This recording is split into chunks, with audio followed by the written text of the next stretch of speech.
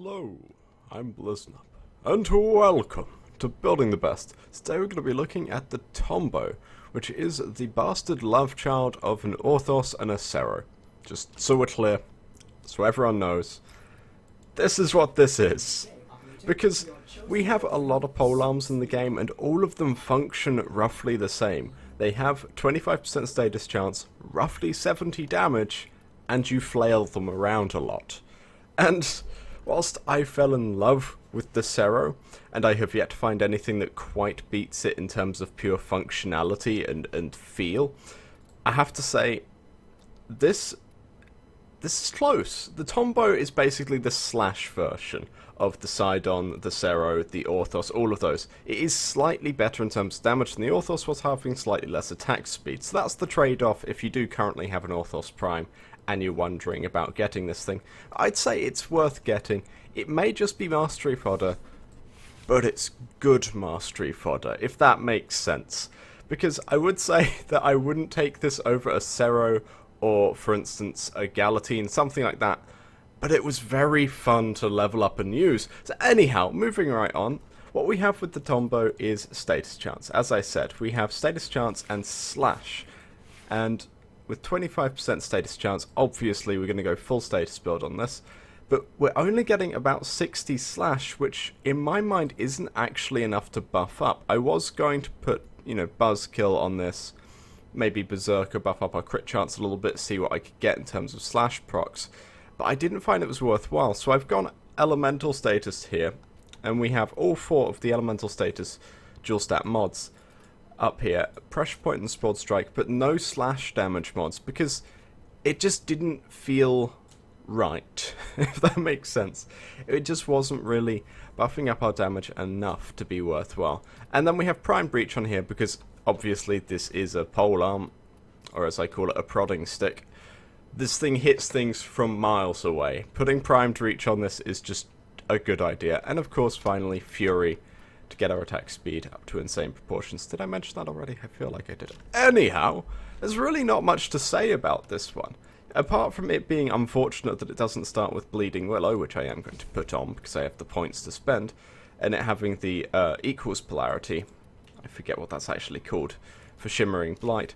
It's really the same as the Orthos, just with more damage and better status chance, which of course is brilliant, but it makes it a weapon which is, relatively speaking, uninteresting, but what it does, what it can actually produce, is fairly interesting. Because, as you saw, I'm getting, I believe it was 300 radiation and 300... Wait a minute. Corrosive Blast. Magnetic... Yeah, radiation and viral. I know my damage table. Don't you look at me like that. And, yeah, it's dealing quite a bit of damage. Like, I would never, ever dream of taking this to the sortie. It's just too slow and doesn't deal enough damage. But it will shred Grenier on series without a second thought. So, what the hell was that? I realise I haven't played with the polearm in a while and I've forgotten the stances, but I just willingly pole vaulted myself into the void. Oh, that 12,000 crit there. Beautiful. So yeah, I've always found polearms to be, personally, my favourite kind of weapon, just because of the feel of them. And this one definitely has earned its place in my armory, assortment of weapons. My various collection of poking devices, in that it just feels nice to play. And with 85% status chance, guaranteeing a proc on pretty much every hit. I'm pumping out insane amounts of damage. This thing is a lot of fun to use, even though on the face, as I say, it looks so average. You're just going to look at this and go, oh, it's a slow Orthos. Why would I want that?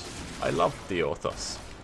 But no, this weapon definitely very deserving. Anyhow, I realise I have just compared this thing to the Orthos, what, a dozen times maybe? So... It's really not too much more to say about this, apart from, of course, its stances on Bleeding Willow? Yes, Bleeding Willow are incredibly fun to use. Although you will notice I am just using the hold block stance, I believe. This may actually be the pause stance that I am accidentally performing. I shall check this now, because this is an informative video. Oh, it's only got a hold stance. Okay, I was accidentally using the hold stance and was unaware of this. I just always hold block when I'm wielding a melee because, of course, getting accidental parries and reducing the damage you take, infinitely useful. So yeah, this weapon, loads and loads of fun. And honestly, I think it's just its ability to produce status procs makes it worthwhile. And like I say, even if you're just going to mastery fodder this thing, and get rid of it the moment you're done with it, at least grace it with this build. It deserves that much. I mean, look what it just did to that Ice Prosecutor. What was that, 3 hits maybe? Did not stand a chance. So anyhow, thank you very much for watching. I'm Bliznub.